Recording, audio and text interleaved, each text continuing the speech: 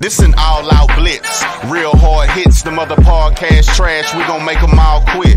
We cover all the topics with intelligence and logic. I know you wanna score, but ID gon' stop it. We from Texas, so that mean that we Texans. Breaking down the X's and O's, our profession. No complaining, just training, you see the progression. They had a Pro Bowl for talk shows, we get selected. We gon' celebrate every win like a birthday. Ray J with the news, first with all the updates. Spin move on the competition, yeah, we juking them. You not really in touch if you not tuning in. This is Crenshaw, Briggs, and VT. We want the touchdown, we not trying to go for 3. And it's best if you get up out the street, cause them bulls out the pen and they bout to stampede.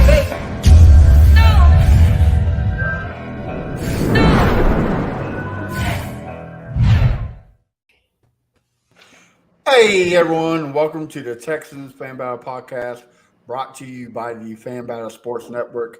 I'm your host, as always, Matthew Briggs, and as with me, I got my amazing trio. First off, the space legend and the guy who will destroy you on Twitter. We got Mr. VT. How you doing? What's going on, guys? And always, guys, if you've been here, you know my ride or die, my A1 since day one. We got Mr. Crenshaw. What's going on, everybody? Guys, we got a special guest in the building. We had 2 of his co-hosts on. We had Figgy Fig. We had Landry on. Now we have Mr. John Lopez for the sweep. How you doing, John? I am fantastic, boys. Happy to be here. We're saving the best for last, right? You're damn right you are. Oh, man. So are you ready to talk some NFL news with us? All you want, man. I mean, right. this is the time to do it. Everything's exciting right now. Yes, sir. Well,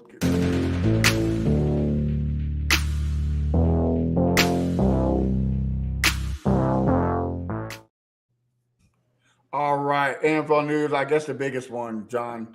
Do you think Hopkins is going to be a Titans after Sunday, or what's the deal with him? I think the Titans are clearly, obviously interested, but I think he might. I think he might, not because necessarily that's the best, place for him or his preferred destination, but they got a shot. I mean, in their minds, I'm down on the Titans this year. I think they're going to fall apart, to be honest. But I think, from his perspective, where is a chance to get to the postseason? Where is a chance to maybe, capture that lightning in a bottle? The Jets don't seem interested. Everybody talks about the Chiefs and the Bills, but what's their interest? What's their level of interest? So I think DeAndre Hopkins is chasing a check right now, and I don't blame him. I might do the same thing in his position, but best money, best opportunity might be Titans. What if you're a betting man, what would be the odds of him coming back to Houston? 0. Well, okay. Well, I probably shouldn't say 0 because there's always a chance. I'll say 5%. 5% chance. I think there's a lot of baggage there, not necessarily, and on both sides. I'm not dumping on DeAndre by any stretch, but I think it wasn't a nasty breakup, but once it was done, it was done. And a lot of times you're still amicable with that ex, but it was done, and it's not ever going to happen again. I think from his perspective, he was soured on Bill O'Brien, Jack Easterby, and a lot of people that are not here any longer. So there's maybe a little bit of attraction there. From the Texans' perspective, sure, if we can get him cheap, we might go ahead and do that, or at least kick the tires on it. But I think from the top down, not like it's a non-starter for DeAndre Hopkins from Cal McNair and Hannah McNair, but I think it's like, man, we've done that. He was good for us. He was great for us. But it's a new chapter, and you don't want to go back to the old one, that kind of thing. Yeah, for sure. So all the rumors from the Rockets podcaster and everybody else, just rumors, huh? There's no. No, I think there's some validity to it, but keep in mind you got to realize who the source might be. The source might be DeAndre Hopkins, or one of DeAndre Hopkins' representative, or his agent. I'm not saying that they lied, when they said that he had some interest in the Texans. They're trying to create a market. Right. They're trying to create teams that can maybe even bid against themselves. If they think like, oh, the Texans are interested, he's interested in the Texans, all of a sudden the Texans start having a light bulb moment and say, you know what, let's give it a shot. Is there anybody else even interested? Maybe not. I think he's just creating a market, kind of elevating his own value. Right. Okay. Crenshaw, I'll kick off with you. You think he's going to be a Titan by end of Sunday night? I mean, no, I don't think so. It's kind of going against everything that they said he wanted, as a team to go to. I think if the Jaguars didn't get Calvin Ridley, I think that would have been the best team for him to go to in this division. But since they got Calvin Ridley to right now, I don't know where he should go. That who needs him? Maybe Dallas, but I don't think Dallas needs him. So I don't think he's going to Tennessee. I think, like John said, he just creating the buzz, creating the market, trying to get paid because he's at the back end of his career. He's still a great player, but he's still at the back end of his career. So I don't see him at Titans or Texans at all. All right, BT, do you see a Tim Kelly, DeAndre Hopkins reunion? Yeah, I mean, I don't think that, honestly, that he's going to be a Tennessee Titan unless they throw the bag at him. If someone's giving him the money, then I think almost everything else is secondary. So I don't think he's going to end up a Titan unless they give him like $20 million or something. That also depends what are his options.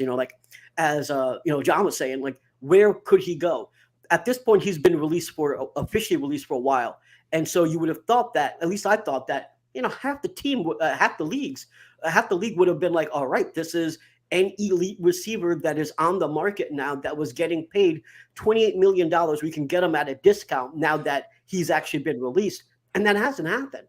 And so what that tells me is that for whatever reason, teams are worried about adding him. And I think that that's the reason why, John, I believe you're right. I think that him and his team have created or trying to create a market for him because it was dry. And that's why we saw all this smoke about him coming back to Houston. I don't think we have a shot really at all getting him. I do think that Tennessee has a bigger shot of getting him than we do, but I don't think that's his ultimate destination. One of the positives for Tennessee, you just hit on, Matthew. If he is just trying to cash a check, or if he thinks he can play 2 or 3 more years and signs a 1-year deal, where would you rather be? With a guy in Mike Vrabel who already knows you, knows how to deal with you, an offensive coordinator in Tim Kelly, who we have our scars from Tim Kelly, but D-Hop had his best seasons under Bill O'Brien and Tim Kelly. So maybe it's just like, you know what? I'll work here for a year. We've all been there, right? Like we want this super duper job, that we have this dream job out there, and it's not open yet, or they're not listening to us yet.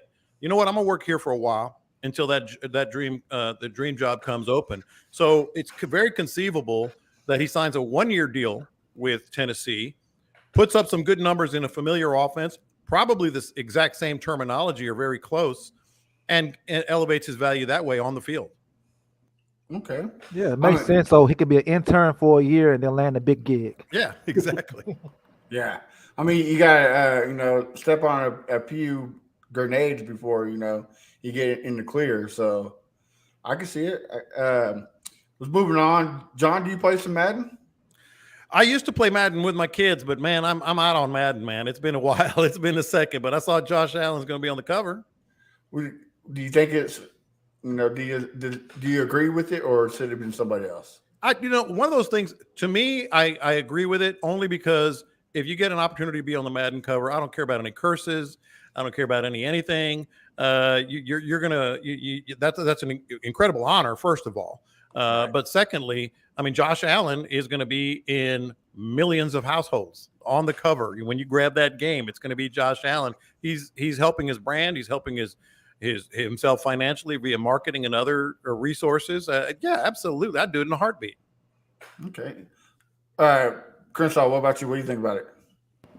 Well, first, I haven't played Madden in about 12 years. That's about me. Yeah, Josh on the cover. I think he deserves it. Not from last year, just over the years. Every year he's gotten better. The team gotten better. Especially after that playoff game, his show got better after we beat him in the playoff game. So yeah, I think he deserves it. I don't see no wrong with it.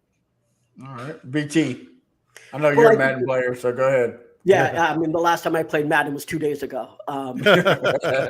So I do think they put the wrong Josh Allen on there. We all know, if you know, you know. We for anyone that doesn't know, we have a Josh Allen that's on the AFC South Fan Battle Show, and his name is Josh Allen, and he's a Jaguars fan. So he's not. So he's the third Josh Allen that we talk about. So I just think that's funny. But no, I think Josh Allen definitely deserves to be on the cover. And you're right, Crenshaw. It's not about last year, because last year he kind of had a down year. I mean, if you're just looking statistically, if you're comparing to other quarterbacks, he had a great year. But for him, I say it was a down year because of the interceptions. He was hurt. He lost Dayball.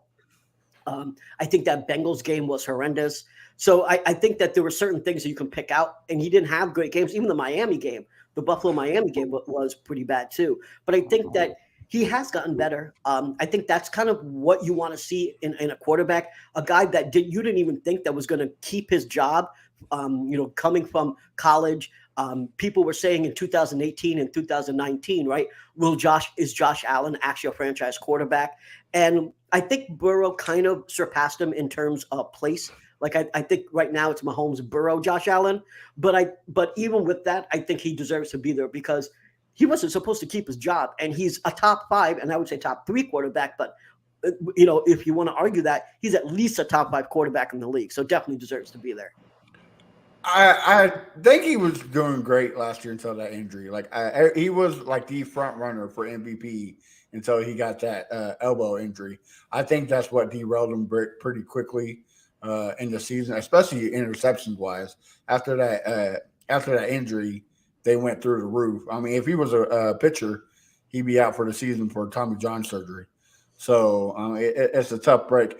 My opinion, I don't think anybody should be on the cover. I think it should be John Madden because, I mean, who better, the legend, just pay respects to different pictures of John Madden, but that's just my opinion.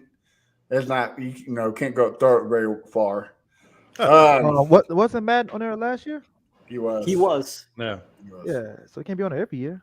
It's called Madden football. I mean, his name is on it though every year, so you have to have his face on there. I mean, come on, man. You got to pay dividends to the GOAT, right? So why not? In other news, Isaiah Rodgers got busted for gambling. They said over 100 times. And then there was some more news about Jameson Williams in the hotel room and not on campus when he made a bet. John, I kick off you. What is going to happen with all these bets? I mean, they're going to have to do something, right? I think the NFL's overthinking this. They say you can't gamble when you're in the facility or in the stadium or on these grounds or here or there. I think they have a problem. Clearly they have a problem because people are people and they're going to want to gamble. I think if they just say you cannot bet on NFL games, period. Keep it simple. I saw a survey. I think it was Kalen Kaler from The Athletic surveyed some NFL players or was chatting with them. It was an informal survey, and most of these guys, like, she was asking about the gambling rules, and they're like, I don't know. I think you can't do this. Maybe you can't do that because it's so convoluted. All you have to do is just say, put up a memo in every locker room. There is no gambling allowed on NFL games. To reiterate, any NFL game, you can't bet on it. And I think that clears up a lot because right now they're telling them you can bet here. You can go to a casino. You can do this or that, but you can't do this, and this. What all they're doing is getting in these guys' heads. They have so many things going on. Just keep it simple. Yeah, I agreed on that one. VT, what about you? I couldn't agree more. In fact, I made this argument on one of my Twitter spaces, and unfortunately, that's not what a lot of people believe. I believe that these rookies don't know what they're doing, what's right and what's wrong. It's and I'm not trying to make not okay anyone's other mistakes, but it is hard to know. Like, you can't bet on a college game if you're not even on campus. You're in a hotel that's bought for you by the team, but that's the time that you can't. But you could have if you were at your house. Like like what the hell?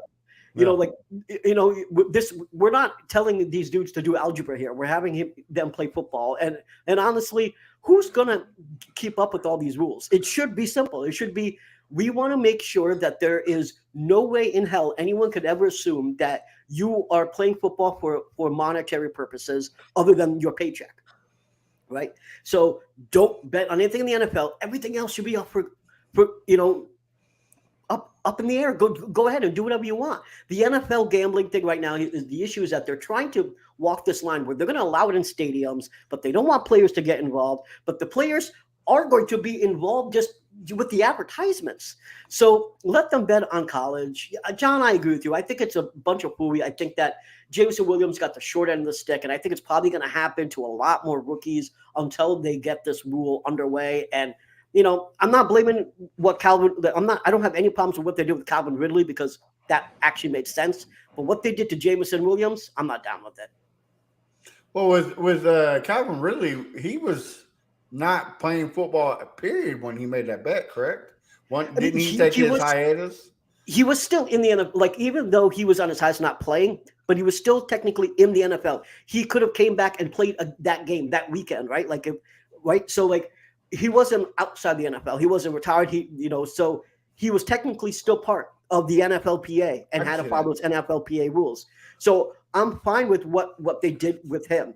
It's just, you can't say that we're trying to go hard against NFL gambling and then take a guy that was betting on college and then he was in a hotel room. How would he know in another state? Exactly. That had nothing to do. Yeah. I think that was ridiculous. Kershaw, what about you? I know you be gambling.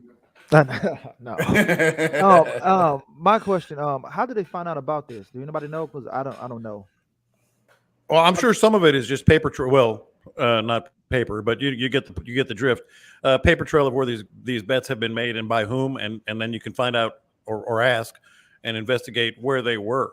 But I feel like if you're gambling on anything else, it should be open season. NFL, nothing, zero, and I think that keeps it simple. Yeah, I agreed with you.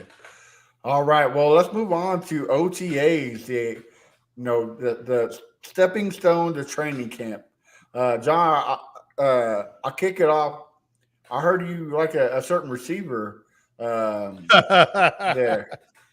Jesse Matthews. Yes, sir. How about old Jesse? What do you like about him, man? I like that D'Amico brought his name up unsolicited, man. I mean, could you imagine B.O.B.? Could you imagine Bill O'Brien saying, hey, what do you think about the rookies? He's usually talks about the position.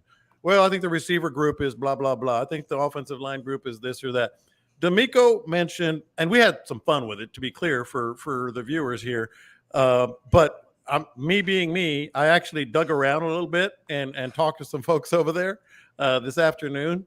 But we were having mostly fun with it because he talked about C.J. Stroud, and then he talked about Will Anderson. And before he got to Juice Scruggs or Tank Dell or any of these other rookies, he said, we've got guys like Jesse Matthews, making the most of it, or however, I'm paraphrasing, making the most of it, and making some plays. I'm looking at Landry and I'm going, Jesse Matthews. I mean, I had to dig in immediately and find out what I could about him. But I actually kind of nosed around a little bit. He's actually making plays in OTAs. Now, if I had to bet, I would say he would end up after preseason if this continues on the practice squad. I wouldn't think he'll take a regular season snap. But there's another story here that for me that resonates. This goes a long way in the locker room. This goes a long, long way in the locker room, I feel, because there are guys out there, whether it's first year, second year rookies, that are fighting for a job, and they're looking at each other going, man, Miko just shouted out Jesse Matthews. So he's watching us. Everybody is going to have a fair chance here.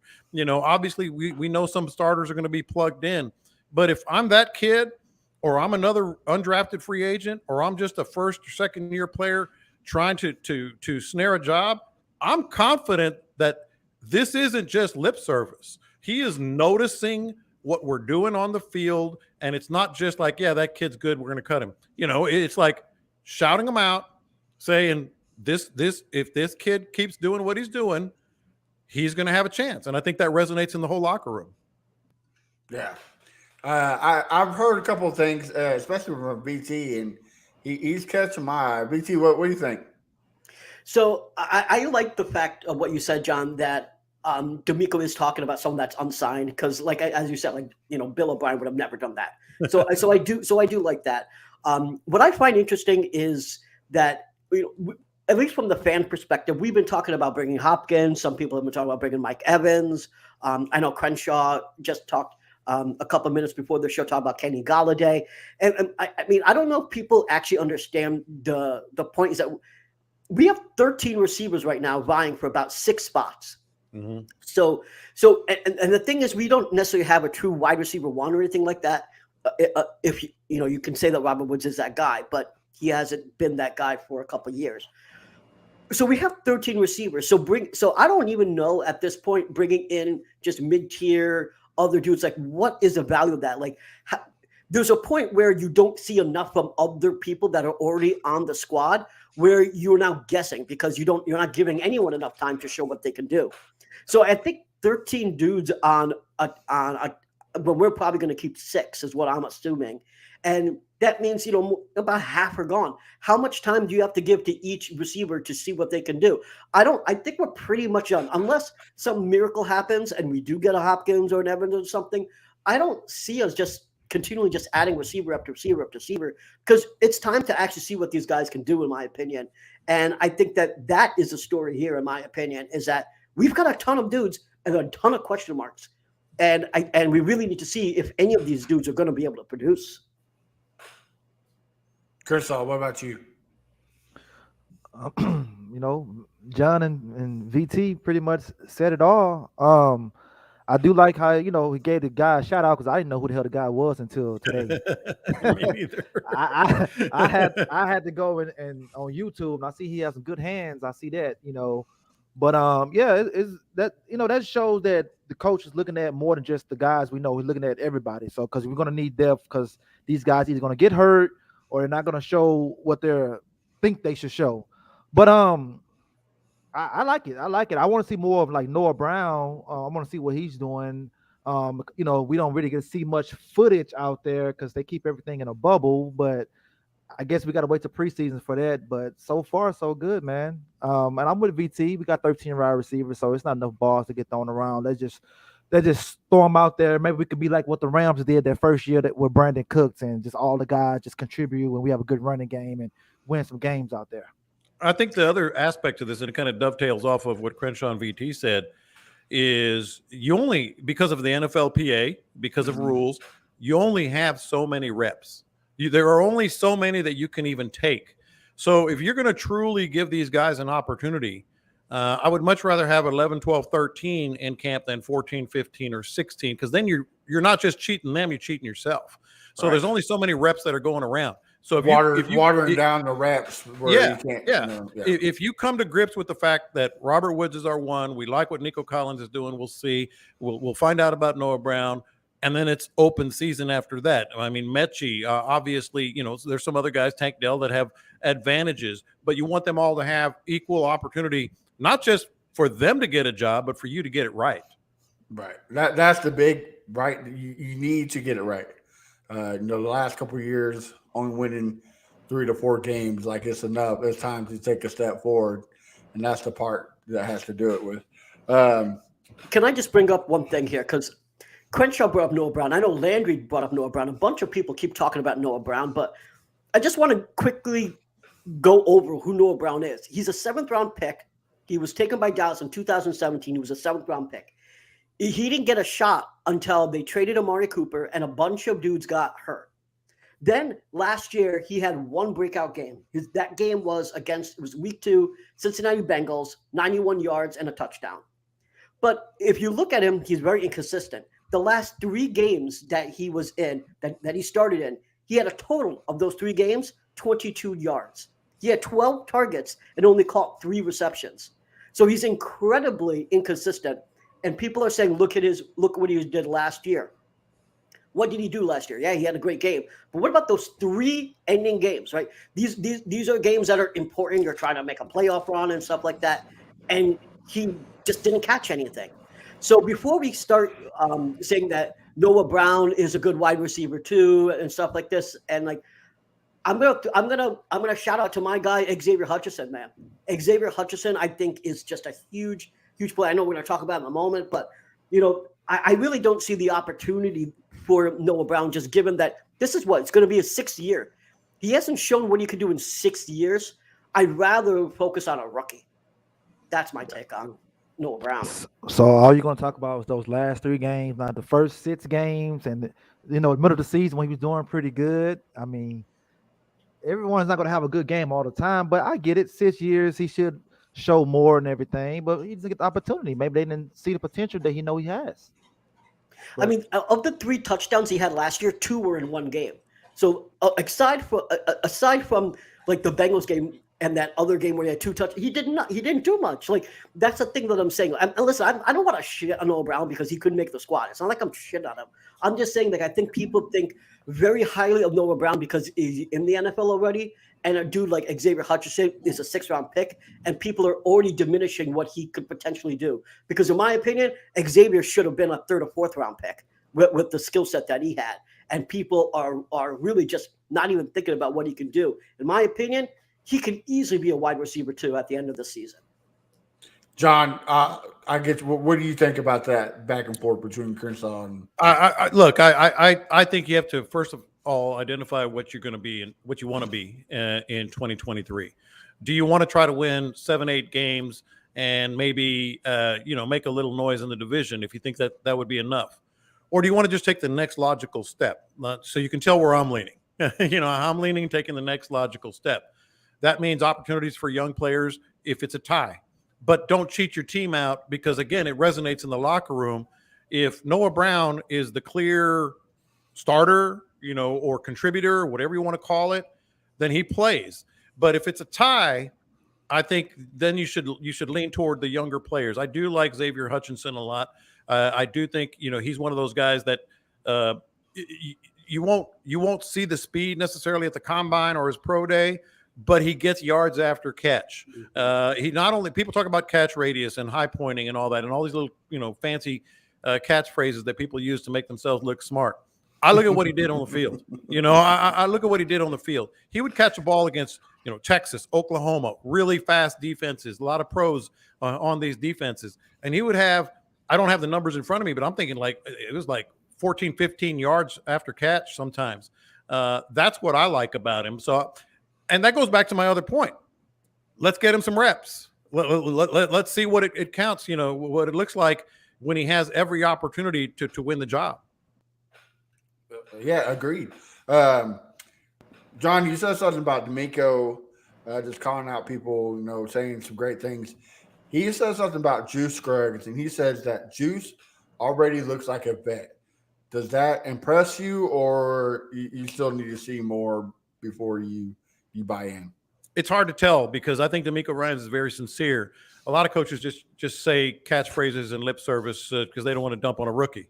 So we're going to find out. We're going to find out if he runs with the ones when we get to training camp, if he gets into the starting lineup as right out of the chute in preseason. Because if you're going to use him in the regular season, it's not like other positions where you can alternate reps. The offensive line needs to be out there as a group, as the number ones together all the time that you can make it. As often as possible. So we're going to find out. You need that. Yes, exactly, and to be able to fit together and all that. I will say this is the offensive line to me, just my opinion, is where when you play in a big conference, it really matters. Whether it's Tank Dell or hell, Josh Allen, other positions you can come if you have the skill set, if you have the things that you can see on film, no matter the competition, you can translate to the NFL and maybe develop some quicker than others.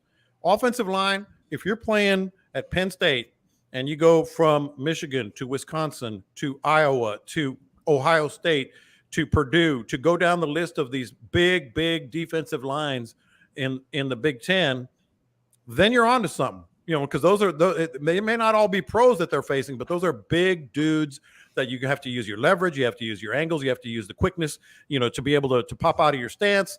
So I think offensive line, it helps to play in a big conference like he did. Yeah, and to me, I'm probably the most hype about offensive line than I've been in a long time. Probably I want to say probably since like 2011, 2010. Like this is probably the first time that I'm actually excited about our offensive line. They're like, oh God, here we go again. Crenshaw, what about you? What do you think? About the O-line? Yeah. Yeah, I think the O-line is way better than what we had the last 3 years.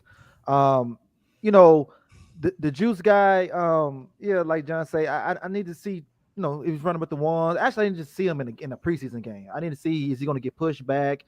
Is he making the right reads? Because he's like the most important guy on the offensive line.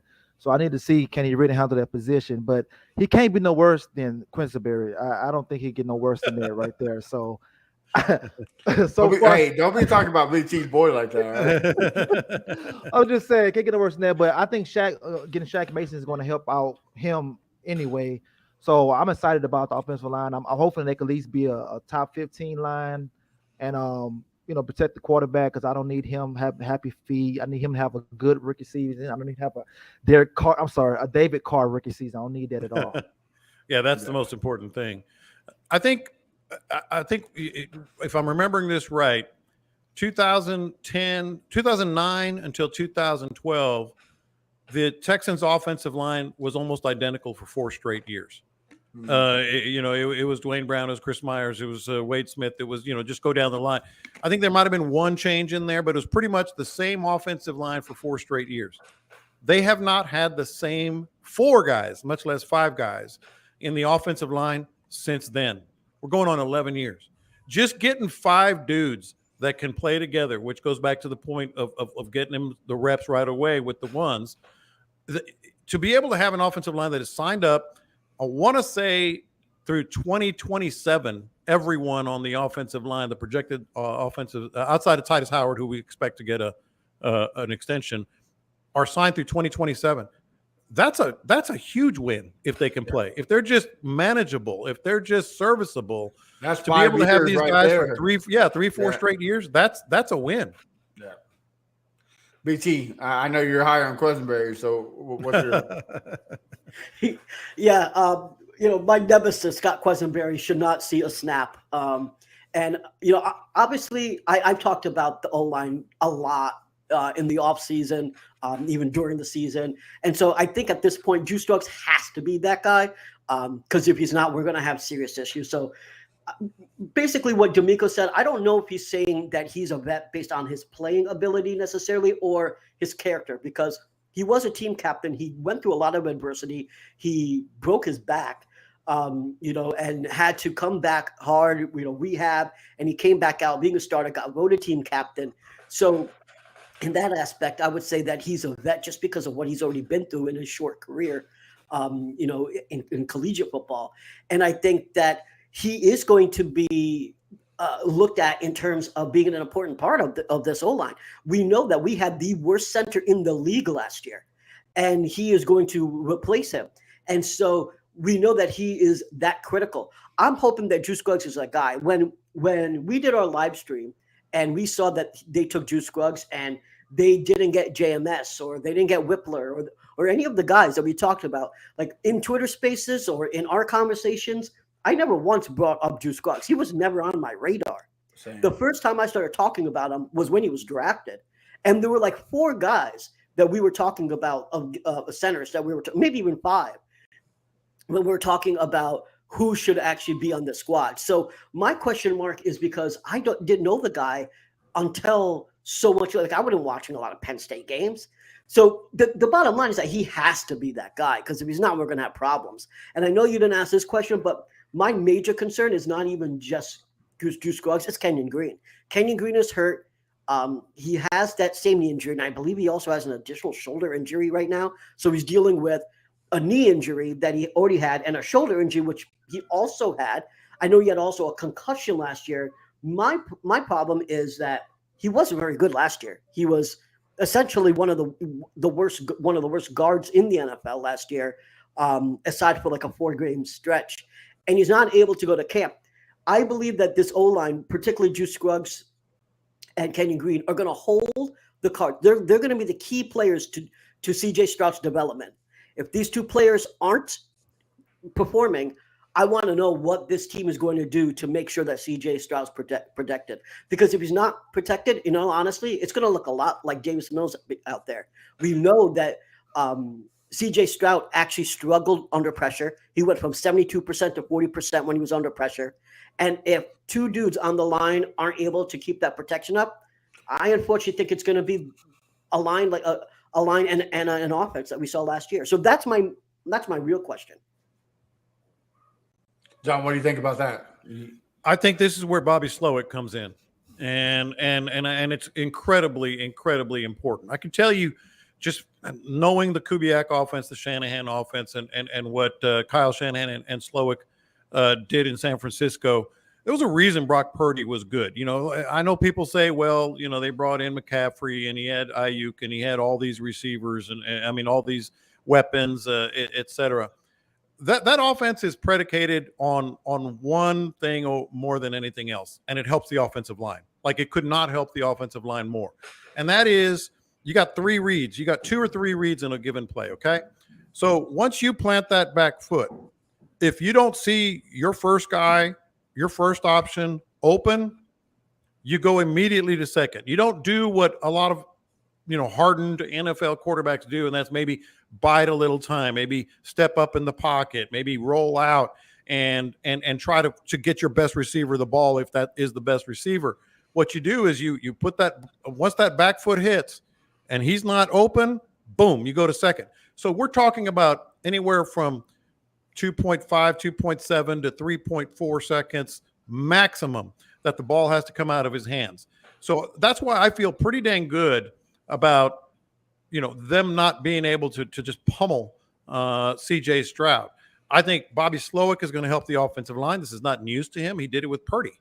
He did it with a lesser talent, if we're being honest. And I think the fact that CJ Stroud processes so quickly, and that's one thing that we can all agree on that has been talked about him, he will absorb that and he will do that. Now, sure, there's going to be some plays here and there where he maybe gets a little greedy or sees something or it's a 3rd and 19 and he knows he's got to get 19 yards, so he's not going to go check down to his second guy, and he might dance around, might get hit, whatever. He's going to get sacked. But I think the offense is going to help that offensive line keep CJ Stroud upright. And plus, the big thing, zone blocking. I think the zone blocking is going to help Green tremendously, and in any rookie as well. And like I've always say when we talk about Green on the show, is that guard position has to rely on the center position a lot. And let's be, you said it, Questenberry was trash last year. So, that kind of did not help his case. So I think it's going to be this is the prove it year if he comes back healthy. So, John, we have a fan favorite segment of the show. It's where we ask you some questions. You cool with that? All you want, baby. All okay. All right, you asked for it. I'm open for it.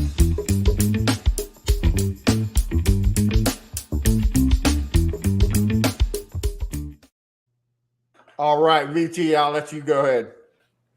So this isn't a football question. This is actually a fishing question. All right. One of the things. That's I can't point right. There you go. That's a 30-inch trout right there. That was my first 30-inch trout. Wow. So, all right. So one of the things that I did, and I got really happy when I learned about this trick, and I was going to like Stop and Shop, and I'm from Connecticut, so I'm from the Northeast, so that's where you'll hear all these things I talk about, stuff that's not even down in Texas. But so I went to Stop and Shop, and I heard this thing of just go and ask the butcher for a carton of duck liver, and so that's what I did. I took all this duck liver, I took cheesecloth, and I put the duck liver, I tied it up, and I went to a lake.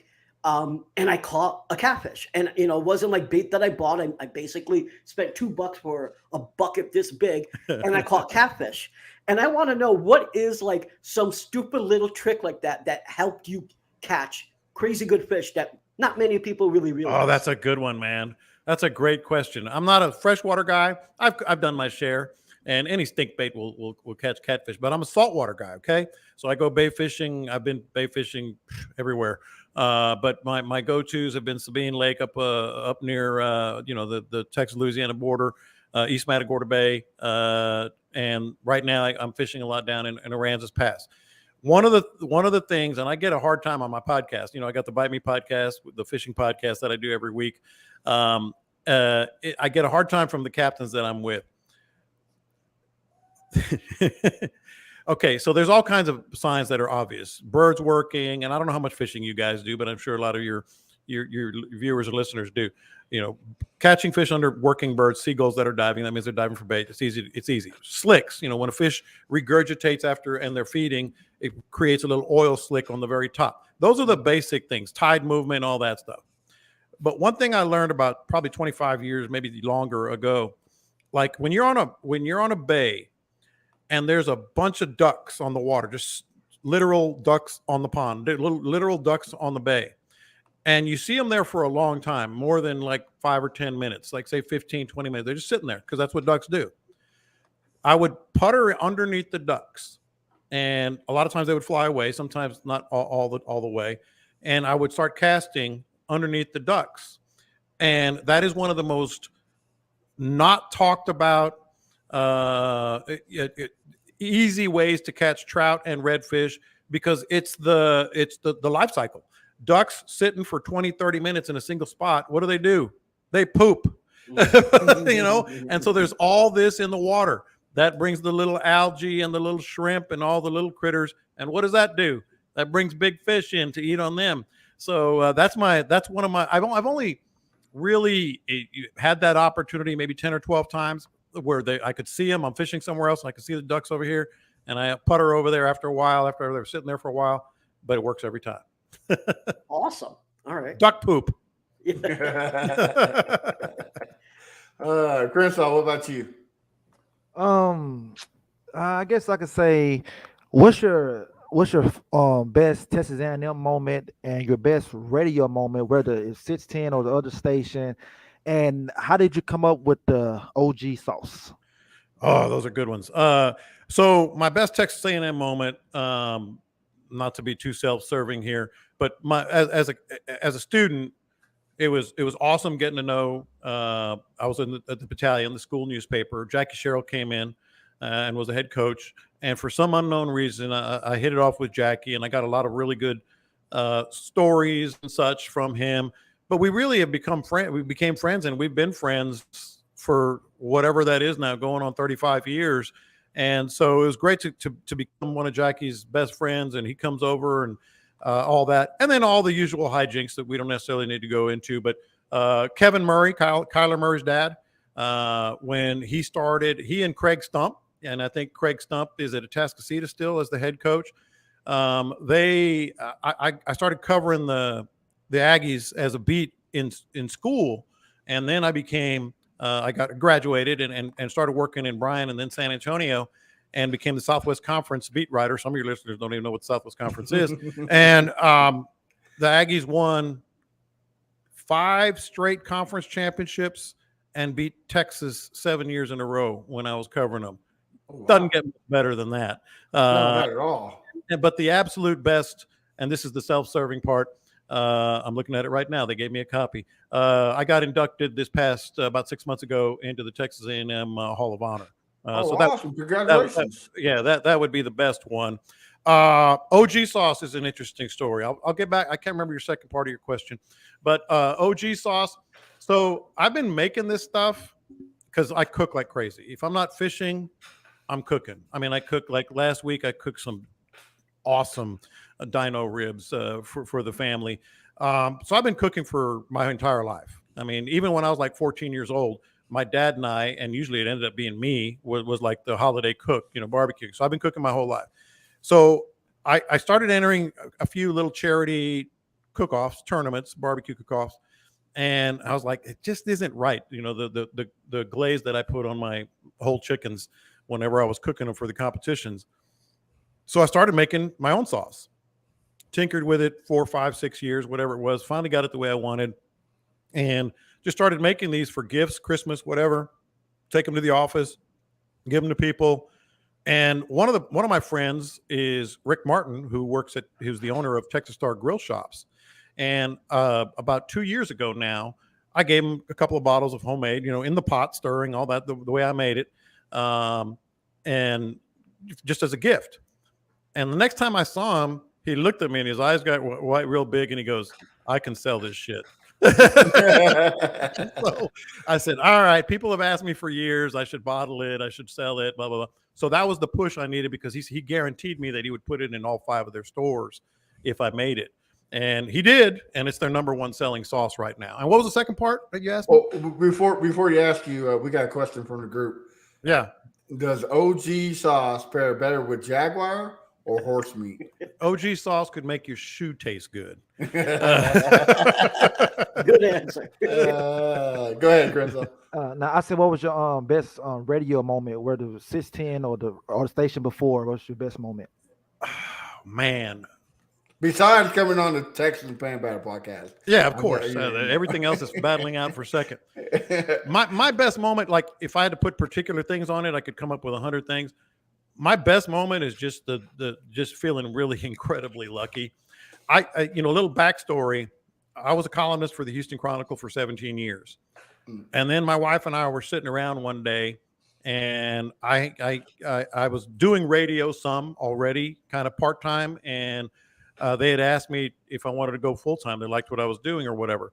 And I looked at my wife, and I'll never forget it. I said, "You want to bet on ourselves?" Because I had a really good job. I mean, I was established. I was the number 1 columnist, all that stuff, covering all these games. And I said, let's bet on ourselves here, because I thought this internet thing might take off. This was 2006. So I knew newspapers might take a hit with this little World Wide Web that we talked about. And so we did. I did, and started doing radio. But the best moments for me, there's a lot of individual hilarious moments or real telling moments or interviews that we've had and all that, is just working with the people that I work with. I mean, to be able to come in from the other station and do radio with one of my best friends to this day, Mark Vandermeer. I mean, you can't beat that, and then Mark goes full time with the Texans or takes that title with the Texans.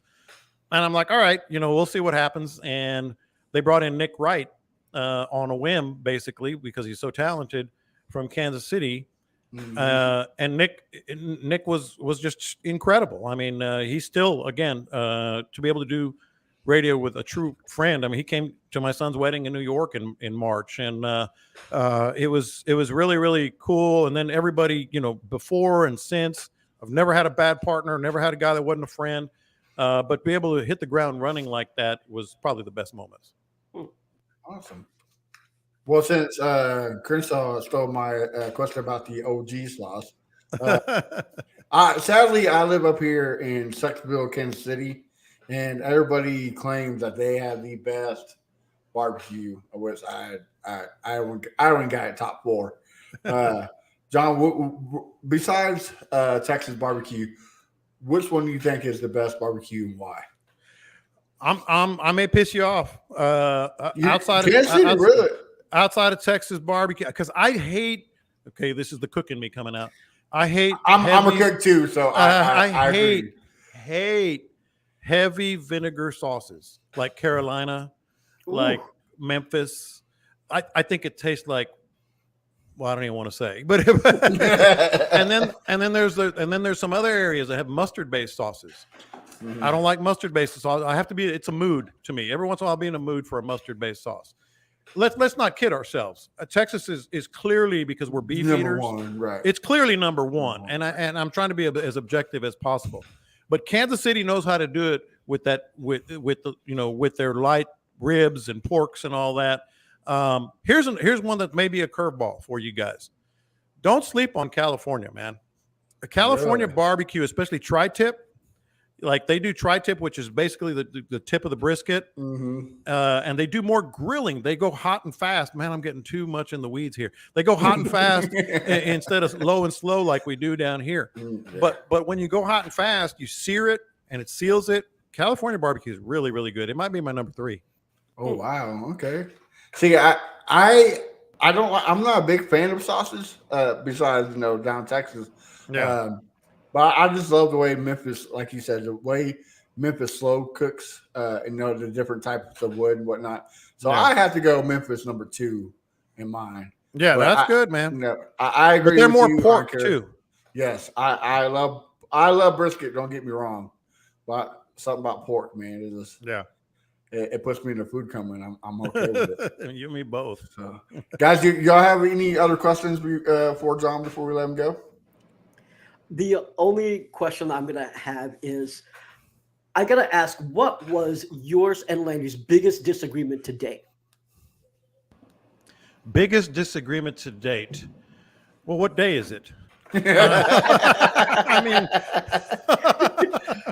that's good. That's a good one. The best thing about Landry, and I could not be more candid about this.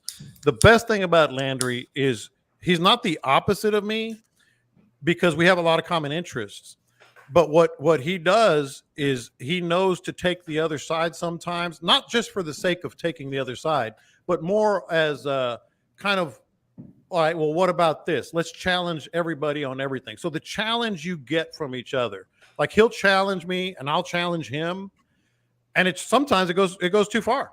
I mean, yeah. Sometimes it goes too far. Well, too far in a radio sense. Right, it's not like right, we've ever actually had like a real, whatever fight or argument like that lingers. But that brings a lot of heat and energy to the show. So that's when I said, like, what day is it? I'm really only half kidding, because we go in there and all of a sudden, it's like you're challenging him, and then he, he likes to tweak me and tease me about this or that. And so I got to push back. I was like, how many times you heard me say, no, Landry, that's incorrect. No, Landry, that is not true. No, Landry, what I really said was this. But he's pushing and I'm pushing back. Gotcha. All right. Chris, you got anything? Or are you good? That's about it. Well, John, Landry is BFS with BT and always gives him a radio shout out all the time. I'm gonna have to become BFS with you, so you can give me a shout out. So that way, BT. I got a question for you. Go ahead. Do they call you Mark? Matt. I thought he said Mark earlier. I was like, did I mess something up? Because I heard VT say, I thought it sounded like Mark. So you want to go by Matt, not Matthew? Either one. It's not late for dinner. Either one. Okay. Okay. All right. Yeah. So if we're going to be BFFs, I got to know that. Yeah. Oh, yeah. Because, I mean, it'd be kind of hard. Like, Mark, who's Mark? Like, I'll give you all the nicknames so you can call me any one of them. When I was in high school, they called me Whopper. Because I had a skyhook like Billy Paltz, who you don't even know. I had a left-handed and a right-handed skyhook, and the kids, especially when I loved it when the girls called me Whopper because it meant more. In high school, they called me Whopper. Everybody's called me J-Lo my whole life. Obviously, I've been called the OG as far back as like 2000 and I want to say 2004 when I was coaching basketball. All the players called me OG. And it's always been that. And then, what's my other? I had another nickname somebody called. Well, anyway, you can call me any of those. So here's a funny story. These guys don't, when my mom was pregnant with me, she had to have emergency C-section, and so she was on high pay meds. Mm-hmm. And my name is Matthew Bryan. Well, when she spelled it MATCHEW. And my middle name, BRAIN. So my name was almost Matthew Brain. If it wasn't for my aunt. So my family still calls me Chewy to this day. That's a good nickname. That's a great nickname. Chewy, yeah, that's a good nickname. Yeah. So, yeah. Well, I do got one more then. Yeah. What's the first dog you ever had? Gibson. Now, we've had dogs, but it was kind of like family dogs. We had a Cocker Spaniel named Rupert. We had a poodle that my wife had. We've had some smaller dogs as well. But I've always liked either the kids or whatever. So in 2009, my oldest son was in college already at A&M. My other two were in high school. And my wife thought, you know what? He's going to need a fishing buddy, a barbecue buddy.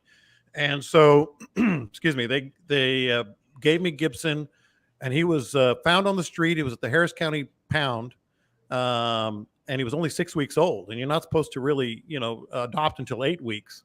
So they had to wait a little bit. It ended up being Christmas Eve. They gave me Gibson. He was this big, and I'm sitting there. And every Christmas, we had an old friend who's passed now that was a Hollywood agent, and he's actually Cher's godfather. Oh, wow. Yeah, no, he was big time in Hollywood.